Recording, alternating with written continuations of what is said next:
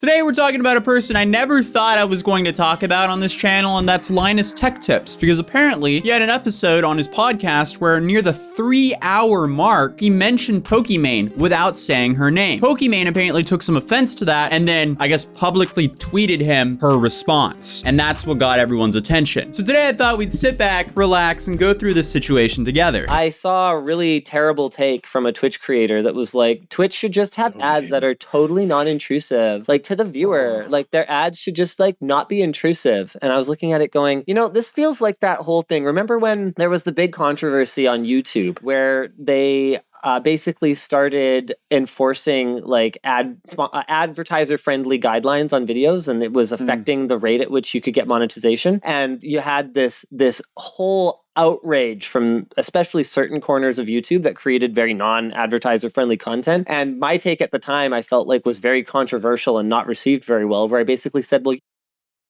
did you expect was going to happen? At some point, there was going to be a reckoning where advertisers were not going to want you. You guys don't understand. You don't work with like national and international brands. They are extremely conservative when it comes to, and obviously not all, there are exceptions, but they're extremely conservative when it comes to the associations between their brand and other things. You know, you look at the way that they will, you'll watch like a Nike commercial and it's just like someone persevering, and at the end there's just like a Nike logo and there aren't even like any words or anything because it's all about association. Yeah, they do not want the next thing you see after that logo for the same reason. They want you to see a bunch of whatever before you see the logo. They do not want the next thing you see after the logo to be something that they consider to be not brand friendly. It's just that simple. And so I feel like this is another one of those situations where I'm going to come in and I'm going to say, well, yeah, what did you think was going to happen? Do you have any idea how much Twitch costs to run? And do you think that static banner ads on a website are going to pay for it?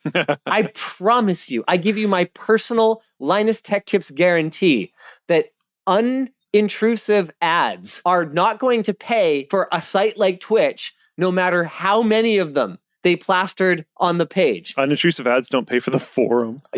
Because no advertiser is going to pay for an unintrusive ad because they don't work, because they don't call your attention away. Obviously. Yeah, so there's a lot to unpack here. First of all, he was talking about a tweet that Pokimane tweeted. This is the original tweet. In my opinion, Twitch should just implement ads that don't directly interfere with streams. Sidebar, picture-in-picture, underlay, etc. I understand advertisers are essential to make the platform profitable, but intervening with viewers' experiences isn't how they should go about it. I'm assuming that this tweet came from Twitch's announcement where they announced they were going to reduce the rev share split between Twitch and the streamer when it comes to Twitch subscriptions. And then to make up for that, they're going to increase the rev share split in the partner's favor or the streamer's favor for advertisements. But before we continue talking about Pokimane and LinusTechTips, I do want to elaborate a little bit of the demonetization wave, or I guess the YouTube ad boycott that he was talking about. That happened in early 2017, if I remember. And I feel like he was heavily oversimplifying it because I remember this very well because this was like right after I went full-time YouTube. I was a way more reckless creator back in the day, thinking about the things that I said, but also when it comes to swearing. Swearing is something that I've really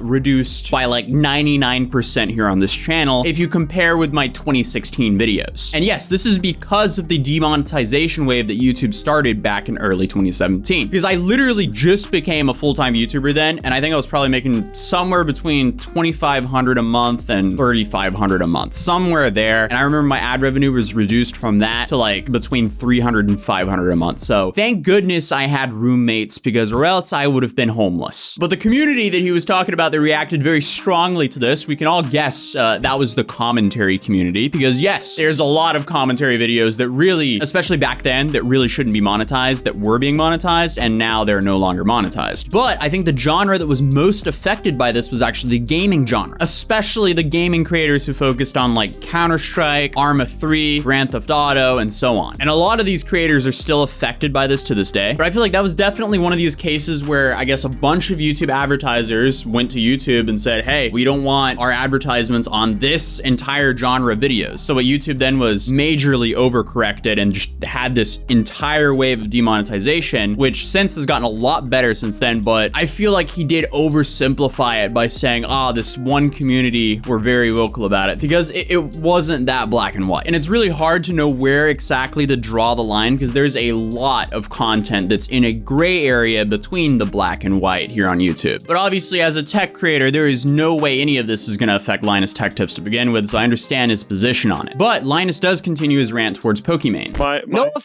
No offense, whoever does not understand how web advertising works, even though it's like how they actually make a living. It doesn't matter if they're losing money on a 50-50 rev split. If everyone else is still doing 70-30, then they're completely screwed. As for having creators push more ads, yeah, I mean, that's just normal. That just needs to happen, because banner ads, no, are not going to do it. Sorry, nameless creator, and probably more than one creator. I don't even think that's a controversial take in that community, because there were like tens of thousands of upvotes on this super big brain idea that ads should just not disrupt the user at all. So he's frustrated with her take, but he's not really singling her out because he didn't mention Pokimane. And this is likely because he didn't want to start drama, nor did he want his fan base to, you know, go over and find that tweet and start commenting on that tweet. My take on this is, yeah, ads can be annoying, but they're an essential part of the platform, or else this wouldn't be free. I wouldn't have a job. You guys wouldn't have free content. I'm just grateful to have this job, and that's all possible because of Google ads, so I'm not gonna bite the hand that feeds me. So for Pokimane to come out and say, yeah, we should only do banner ads, yeah, that's a good way for the platform to go bankrupt. And then all the creators on that platform lose their jobs, so all around, it just sounds like a bad idea. It sounds great from a viewer's perspective, though, until the server bill hits the company and the company shuts down. But if you hate ads but still want to support the creators you watch, that's why both Twitch and YouTube gives you options like YouTube Premium and Twitch Turbo, where essentially you pay a small amount per month and you don't get ads. Fun fact, YouTubers actually get paid more from YouTube Premium views than what they do if someone watches an ad. I don't know about it on Twitch because I'm not super familiar with Twitch Turbo, but I'm assuming it's probably similar. But Pokimane took offense to this and went to Twitter to tweet this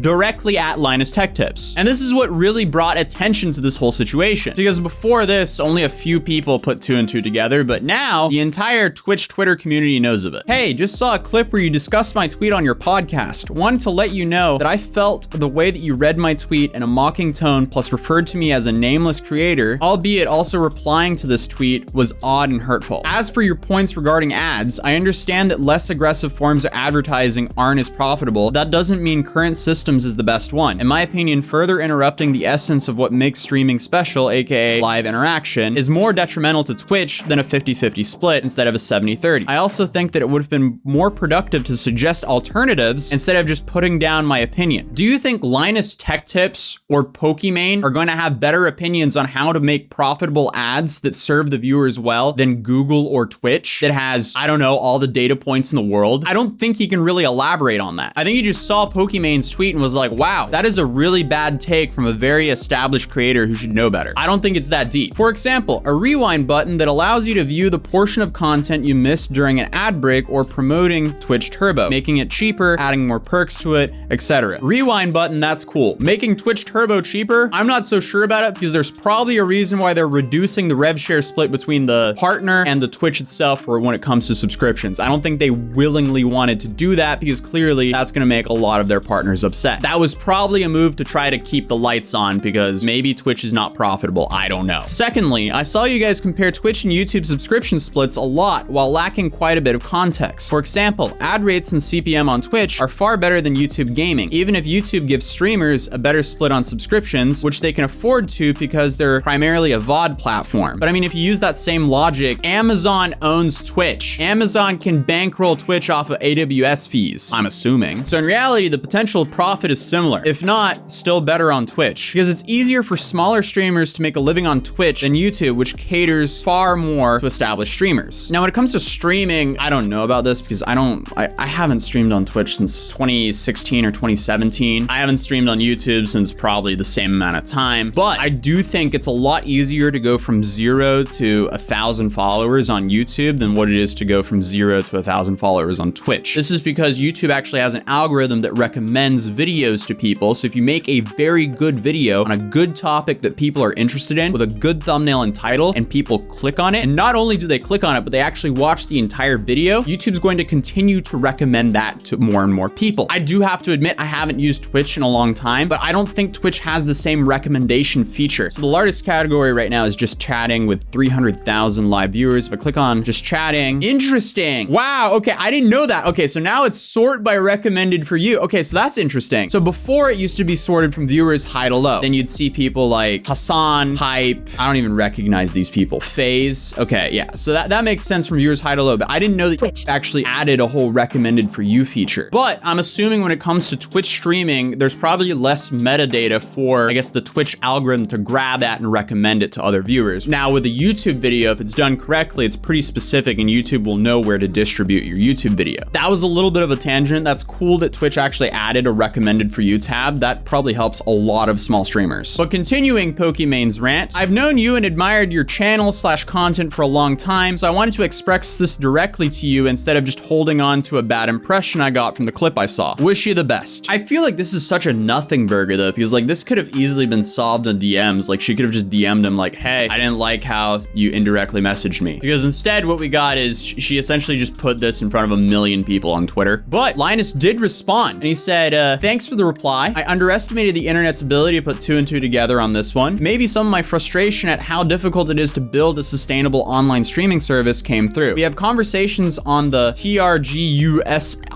with creators who take for granted the free nature of online video platforms, while also not appearing to understand how they come to be free. I didn't seek any drama, which is why I didn't name you. That makes sense. Not because you're nameless. I don't find time to watch streams, but I have followed your career for years and I consider you one of the truly business-minded online creators. Maybe I was just also kind of disappointed in the way it felt like your take was aimed at stirring up anger towards Twitch about a situation I know from first-hand experience they probably have no power to fix. It's an engineering marvel that Twitch functions at all, and a 50-50 profit split even, I'd be amazed if they could keep the lights on without constant cash infusions from Amazon. At the end of the day, creators need to do what works best for them, which might involve milking whichever platform has the best venture capital funding juice driving it. But I also wish there could be an attitude adjustment where we build towards a more sustainable ecosystem in the longer term. Platforms use the word partner a lot, but I think both sides could be better partners. As for the Valley Girl voice, it had nothing to do with you. You don't sign like that. If anything, it's an acknowledgement that when I'm not scripted, I tend to sound like that. It's not personal, but it was rude. I'm sorry about that. As a way of apologizing, if you're interested in exploring your newfound multi-platform freedom, we've spent considerable development resources on multi-streaming and could help point you and your team in the right direction. It's not much, but I don't want any bad blood. I believe in transparency, so I prefer to leave the episode unedited, but I'll make sure my team doesn't clip it and I'll remove the original reply to that. Should be a little tougher to track down. Followed if you want to talk further. Overall, okay, decent response. He really diffused the whole situation right there. Pokimane did responded, appreciate the kind reply, apology and elaborating on your points. I can see how my tweet could seem misinformed, but I was just being short. I'm also someone who's typically more biased towards Twitch. No sh.